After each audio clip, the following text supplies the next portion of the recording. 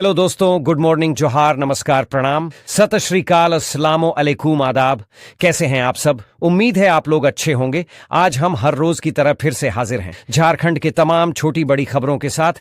खबरों को शुरू करने से पहले अभी तक आपने B2B news Jharkhand news channel को सब्सक्राइब नहीं किया है तो सब्सक्राइब कर दीजिए ताकि झारखंड में होने वाली तमाम छोटी बड़ी खबरों से खुद को अपडेट रखें और जानकारी से अवगत हो सकें।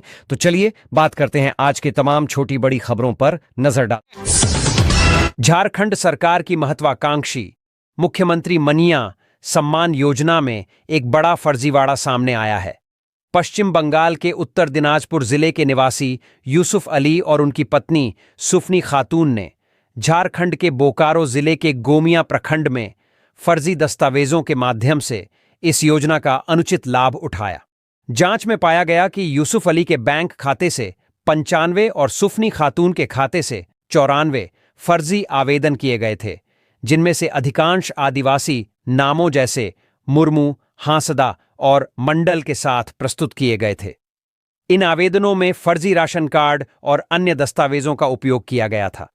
सभी आवेदन पलामू जिले के डालटेनगंज स्थित एक कॉमन सर्विस सेंटर CSSC से किए गए थे। बोकारो की उपायुक्त विजया जाधव के निर्देश पर सामाजिक सुरक्षा विभाग द्वारा लाभार्थियों के भौतिक सत्यापन के दौरान यह फर्जीवाड़ा उजागर हुआ। जांच में यह भी सामने आया कि एक ही बैंक खाता संख्या का उपयोग कर अलग अलग नामों से कुल 95 बार आवेदन किए गए थे। इस मामले में गोमिया थाना में प्राथमिकी दर्ज की गई है और पुलिस ने आरोपियों की गिरफ्तारी के लिए छापेमारी शुरू कर दी है। साथ ही जिला प्रशासन ने योजना में पारदर्शिता सुनिश्चित करने के लिए सभी जिलों के उपायुक्तों को लाभार्थियों का भौतिक सत्यापन कराने का निर्देश दिया है। प्रशासन की कार्रवाई और आगे की योजना। राज्य सरकार ने योजना में पारदर्शिता सुनिश्चित करने के लिए सभी जिलों के उपायुक्तों को लाभार्थियों का भौतिक सत्यापन कराने का निर्देश दिया है। जब तक पूरी जांच नहीं होती तब तक योजना की राशि का भुगतान रोक दिया गया है। झारखंड में चुनाव के दौरान बड़े बड़े नेताओं को पानी पिलाने वाली कल्पना मुर्मू सोरेन फिलहाल मेन स्ट्रीम से गायब चल रही है। ऐसे में कई लोगों के मन में सवाल है कि आखिर कल्पना सोरेन कहां है? क्या कहीं छुट्टी मना रही है? इस सवाल का जवाब इस खबर में ही आपको मिल जाएगा। कल्पना मुर्मू सोरेन झारखंड की शेरनी के नाम से फेमस हुई। लोकसभा और विधानसभा चुनाव में पूरी ताकत झोंक दिया।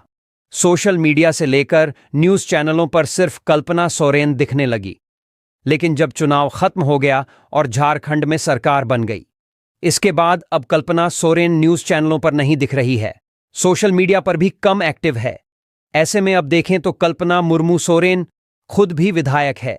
सवाल है कि कल्पना सोरेन आज कल क्या कर रही है। चलिए अब सीधे बताते हैं कि कल्पना सोरेन कहां है।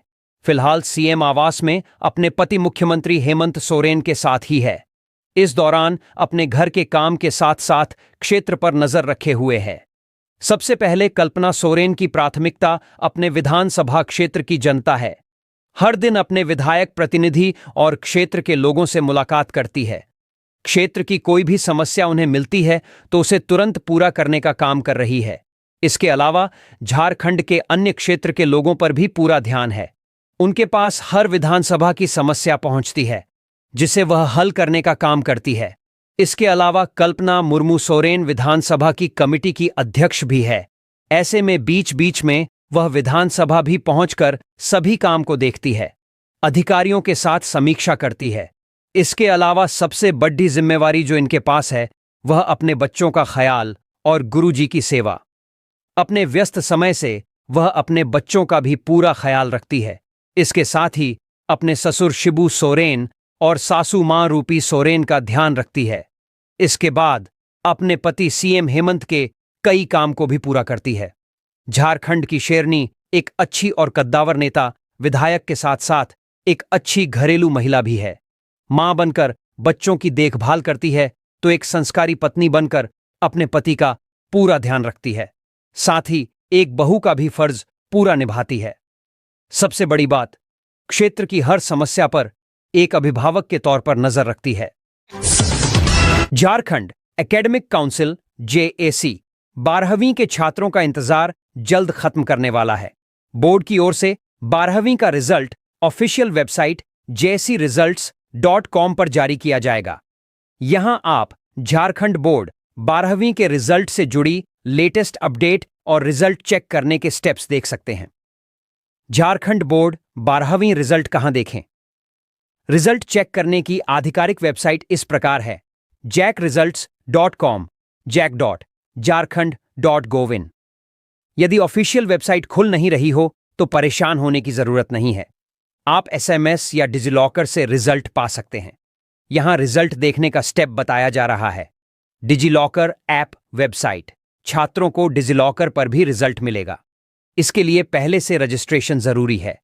एसएमएस के माध्यम से रिजल्ट जारी होने के बाद छात्र एसएमएस से भी अपना स्कोर देख सकते हैं। फॉर्मेट बोर्ड द्वारा घोषित किया जाएगा। थर्ड पार्टी वेबसाइट्स जैसे indiaresults.com, results.gov.in पर भी रिजल्ट उपलब्ध हो सकता है। JAC board 12th result 2025 update. Result के लिए ये जरूरी roll number, registration number, date of birth, DOB। DigiLocker पर JAC board 12th result 2025 update. सबसे पहले www.digilocker.gov.in पर जाएं या मोबाइल ऐप डाउनलोड करें। अगर पहले से अकाउंट नहीं है तो मोबाइल नंबर और आधार कार्ड से रजिस्ट्रेशन करें। लॉगिन करने के बाद इश्यूड डॉक्यूमेंट्स सेक्शन में जाएं। झारखंड एकेडमिक काउंसिल सेलेक्ट करें। अब मांगी गई जानकारी जैसे रोल नंबर और पासिंग ईयर भरें। आपकी डिजिटल मार्कशीट स्क्रीन पर दिख जाएगी। जमशेदपुर जिले में बीती देर रात मऊ भंडार से जिला परिषद के सदस्य कर्ण सिंह और भाजपा नेता हरप्रीत सिंह को पुलिस ने गिरफ्तार कर लिया। दोनों को घाटशिला थाना में रखा गया है। पुलिस की यह कार्रवाई बिल्डर रोशनलाल गुप्ता की लिखित शिकायत के बाद की गई है। मऊ भंडार TOP पुलिस ने दोनों के खिलाफ रंगदारी, मारपीट और धमकी सहित विभिन्न धाराओं में मामला दर्ज किया है। यह गिरफ्तारी उस विवाद के बाद हुई है जिसमें बुधवार को घाटशिला के दाहीगोड़ा हनुमान मंदिर के पास निर्माणाधीन अपार्टमेंट के ड्रेनेज सिस्टम की जल निकासी को लेकर पार्षद कर्ण सिंह स्थानीय ग्रामीणों के साथ विरोध कर रहे थे। उन्होंने आरोप लगाया कि बिल्डर ने मंदिर के बगल से बिना अनुमति रेलवे की जमीन में गड्ढा खोदकर गंदा पानी सड़क किनारे नाली में बहाने का प्रयास किया है, जो मंदिर की आस्था को ठेस पहुंचाता है। इस घटना के बाद जमशेदपुर में भाजपा के नेताओं में आक्रोश व्याप्त हो गया। जमशेदपुर पश्चिम के विधायक सरयू राय देर रात घाटशिला थाना पहुंचे और कर्ण सिंह की गिरफ्तारी का विरोध किया। उन्होंने पुलिस के कथित पक्षपातपूर्ण रवैये की शिकायत SSP पीयूष पांडेय और मंत्री रामदास सोरेन से की। सरयू राय ने कहा कि यह कार्रवाई प्रभावशाली लोगों के दबाव में हुई है और यह उचित नहीं है। उन्होंने निष्पक्ष जांच की मांग की है। दूसरी ओर कर्ण सिंह ने गिरफ्तारी को साजिश करार देते हुए कहा कि उन्होंने जनता और हिंदू समाज के हित में आवाज उठाई थी। उन्होंने बताया कि यह मामला पहले से प्रशासन के संज्ञान में था और बिल्डर को नोटिस भी दिया जा चुका था। उन्होंने आरोप लगाया कि कुछ लोगों ने साजिश के तहत उन्हें फंसाया है। देश की महान रतन कंपनी NTPC के DGM कुमार गौरव हत्याकांड मामले में एक और आरोपी को हजारीबाग पुलिस ने गिरफ्तार कर लिया है। उसके पास से एक पिस्टल, 2 जिंदा कारतूस, 3 मोबाइल और चोरी की बाइक भी बरामद की गई है। गिरफ्तार अपराधी 36 वर्षीय मुकेश साव उर्फ प्रभात उर्फ माइकल पिता निरंजन साव, ग्राम चेडरा, थाना बारियातू, जिला लातेहार का रहने वाला है। कटकमदाग थाना प्रभारी पंकज कुमार ने गिरफ्तारी की पुष्टि की है। कैसे हुई आरोपी की गिरफ्तारी? दरअसल पुलिस को गुप्त सूचना मिली थी कि कुछ अपराधी हथियार के साथ किसी आपराधिक घटना को अंजाम देने के लिए ग्राम बेस की तरफ जुटे हुए हैं। वरीय पदाधिकारी के निर्देशानुसार एक छापेमारी दल का गठन किया गया। छापेमारी दल ने कार्रवाई करते हुए ग्राम बेस के पास से मुकेश साव को गिरफ्तार कर लिया।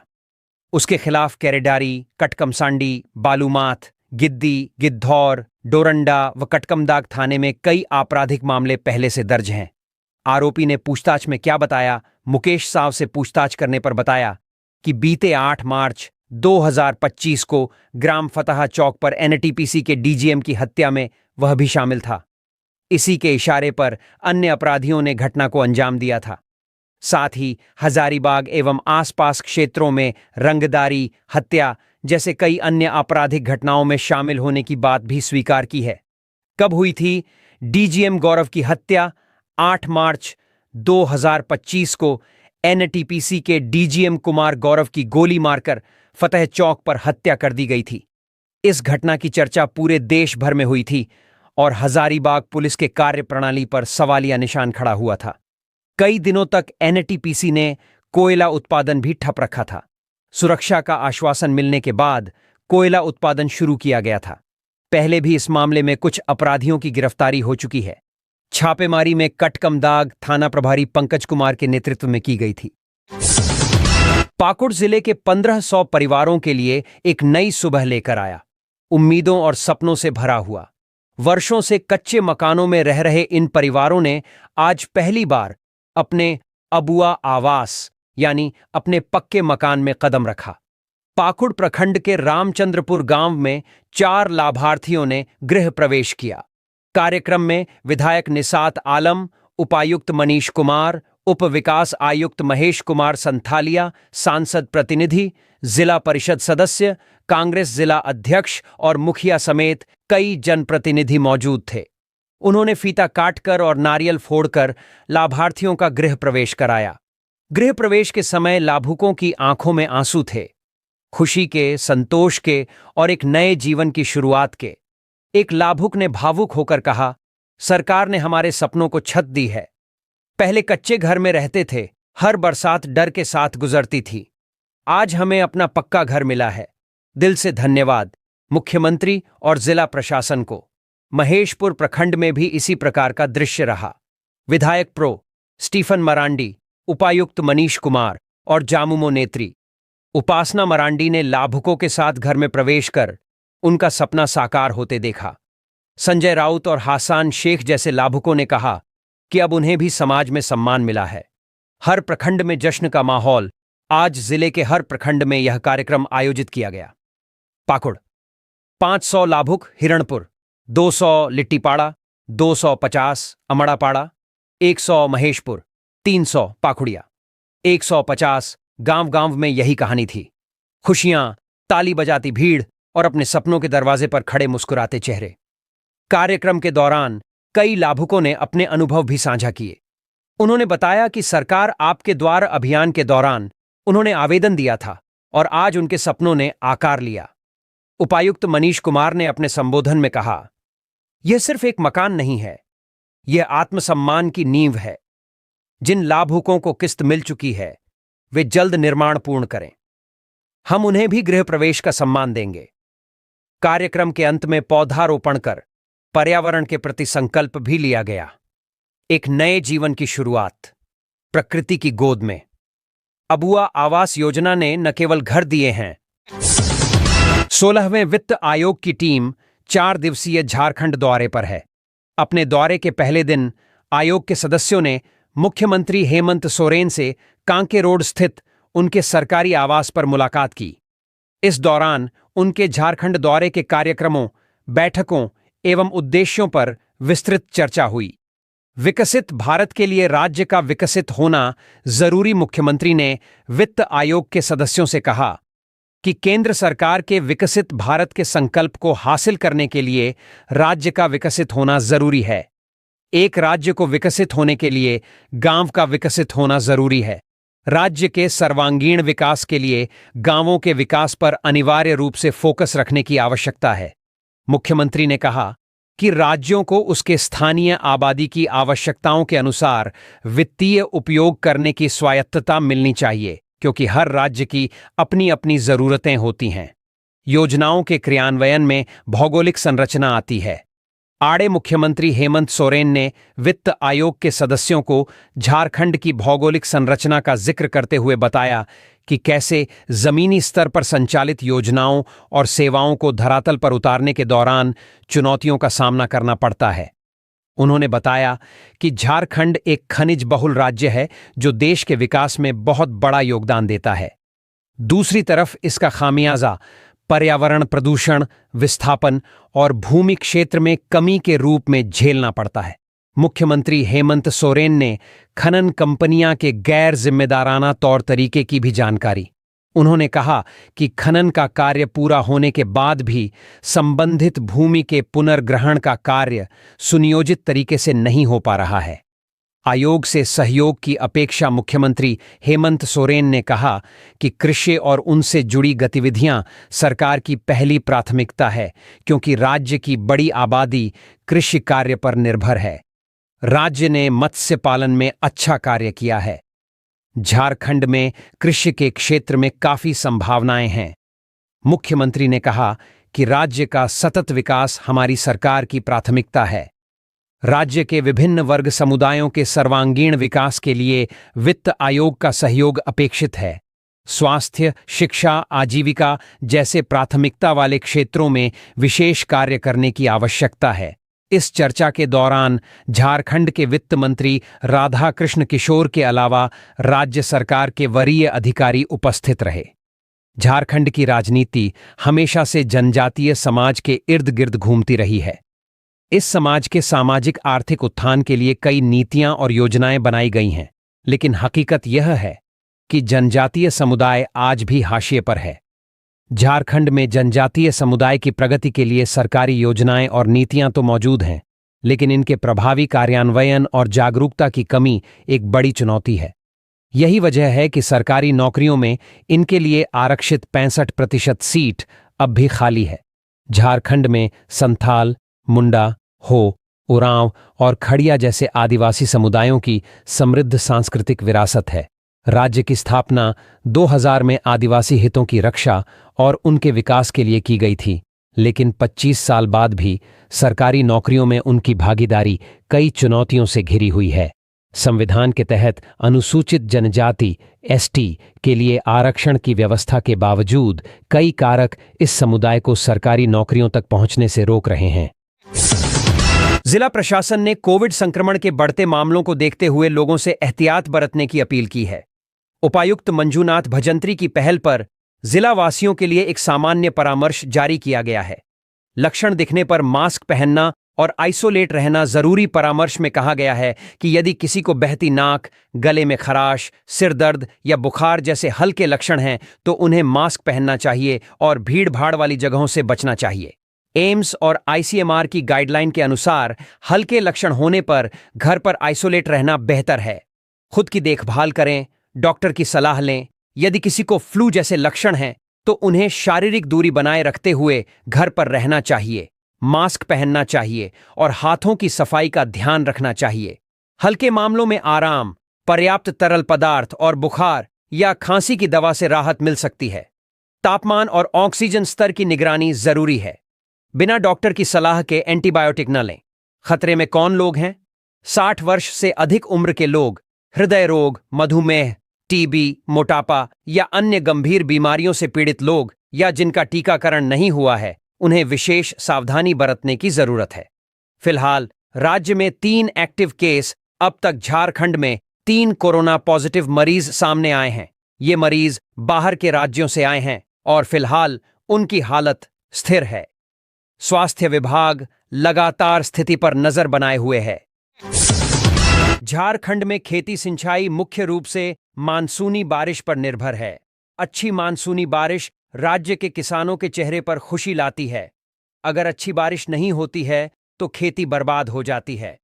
झारखंड की खेती में मानसूनी बारिश की अहम भूमिका के बीच अगर मौसम विज्ञान केंद्र रांची के आंकड़े बताते हैं कि राज्य में मानसून की बारिश लगातार कम हो रही है, तो यह निश्चित रूप से झारखंड के लिए बड़ी चिंता की बात है। मौसम विज्ञान केंद्र रांची के आंकड़ों के अनुसार पिछले 2 दशकों में झारखंड की औसत मानसूनी बारिश में 69 मिलीमीटर की कमी आई है।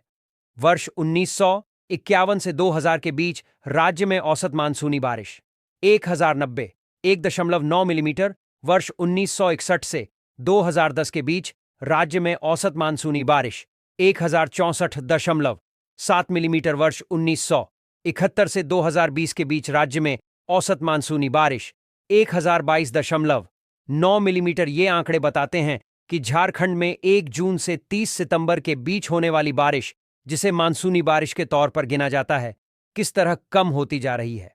आंकड़े बताते हैं कि हर दशक में औसत मानसूनी बारिश में करीब 33 से 37 मिमी की कमी आ रही है। पिछले एक दशक में सिर्फ 3 बार हुई औसत से ज्यादा बारिश। इस बार मौसम विभाग ने राज्य में सामान्य से ज्यादा मानसूनी बारिश का अनुमान लगाया है। यह झारखंड के लिए इस मायने में बेहद खास हो जाता है, क्योंकि आंकड़े बताते हैं कि पिछले एक दशक में सिर्फ 3 बार राज्य में सामान्य औसत या उससे बेहद करीब या अधिक मानसूनी बारिश हुई है। जलवायु परिवर्तन के कारण कम हो रही मानसूनी बारिश, राज्य में लगातार कम हो रही मानसूनी बारिश पर चिंता जताते हुए मौसम केंद्र रांची के निदेशक और मौसम विज्ञानी अभिषेक आनंद कहते हैं कि यह सब जलवायु परिवर्तन का असर है। एक तरफ राजस्थान और रेगिस्तानी इलाकों में बाढ़ देखने को मिल रही है, वहीं झारखंड जैसे राज्य में मानसूनी बारिश कम हो रही है। उन्होंने बताया कि यह सब घने वन क्षेत्र की गुणवत्ता में गिरावट, मिट्टी का कटाव और कई अन्य कारणों से हो रहा है, और यह न केवल स्थानीय बल्कि राष्ट्रीय और वैश्विक चिंता का विषय है। मौसम विज्ञानी ने कहा कि इसका हमारे जीवन पर दीर्घकालिक प्रभाव पड़ने वाला है, इसीलिए हमें वास्तव में और गंभीरता से जीवाश्म ईंधन के बजाय वैकल्पिक ईंधन स्रोतों पर अपनी निर्भरता बढ़ानी होगी। रेन शैडो एरिया में पड़ता है पलामू संभाग। राज्य भर में कम हो रही मानसूनी बारिश के बीच राज्य के पलामू, गढ़वा जैसे जिलों में पहले से ही कम बारिश की जानकारी देते हुए अभिषेक आनंद ने कहा कि पलामू, गढ़वा जैसे जिले रेन शैडो क्षेत्र में आते हैं। ऐसे में राज्य के पूर्वी हिस्से और इससे सटे जिलों में अच्छी बारिश होती है, लेकिन जब तक यह सिस्टम राज्य के पश्चिमी इलाके में पहुंचता है तब तक यह कमजोर हो जाता है, इसलिए इन जिलों में बारिश कम होती है। अभिषेक आनंद ने कहा कि बिहार के कैमूर पहाड़ी क्षेत्र के कारण भी पलामू, गढ़वा में कम बारिश होती है। भारत के सर्वोच्च न्यायालय में 3 नए न्यायाधीशों की नियुक्ति हुई है, जिससे न्यायपालिका की शक्ति बढ़ेगी। केंद्रीय कानून मंत्री अर्जुन राम मेघवाल ने हाल ही में घोषणा की कि सरकार ने सर्वोच्च न्यायालय के कॉलेजियम की सिफारिश के आधार पर 3 उच्च न्यायालयों के मुख्य न्यायाधीशों और न्यायाधीशों को सर्वोच्च न्यायालय का न्यायाधीश नियुक्त किया है। ये नियुक्तियां न्यायमूर्ति एनवी अंजारिया, न्यायमूर्ति विजय बिश्नोई और न्यायमूर्ति एएस चंदुरकर की हैं। सुप्रीम कोर्ट कॉलेजियम की सिफारिश। सुप्रीम कोर्ट कॉलेजियम ने सोमवार को इन 3 नामों की सिफारिश की थी। कॉलेजियम ने कर्नाटक उच्च न्यायालय के मुख्य न्यायाधीश एनवी अंजारिया, गुवाहाटी उच्च न्यायालय के मुख्य न्यायाधीश विजय बिश्नोई और बॉम्बे उच्च न्यायालय के न्यायाधीश एएस चंदुरकर को सुप्रीम कोर्ट के न्यायाधीश के रूप में नियुक्त करने की सिफारिश की। राष्ट्रपति द्वारा अनुमोदन।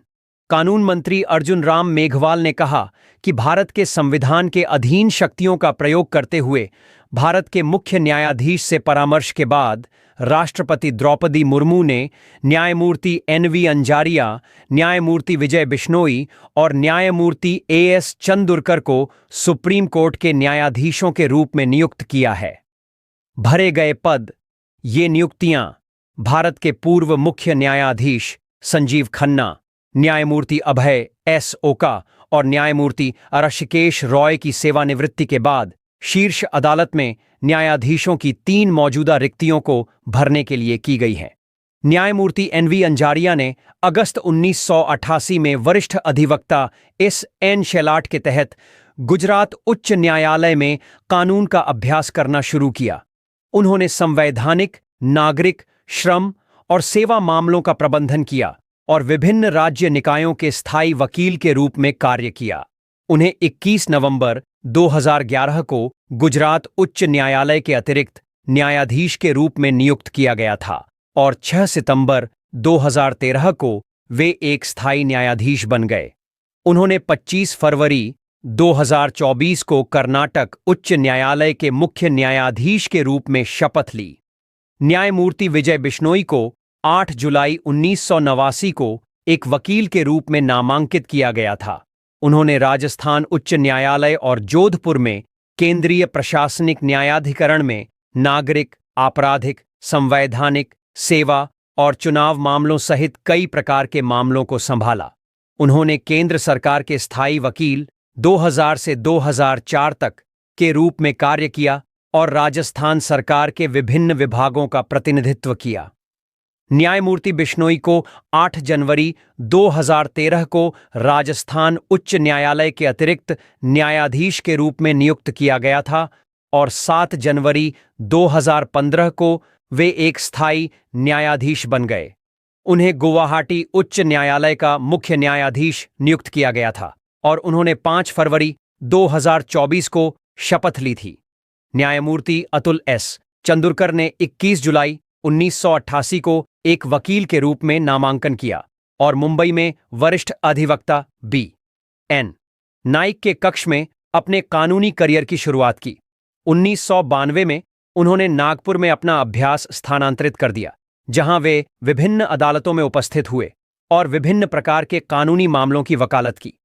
उन्हें 21 जून 2013 को बॉम्बे उच्च न्यायालय के अतिरिक्त न्यायाधीश के रूप में नियुक्त किया गया था।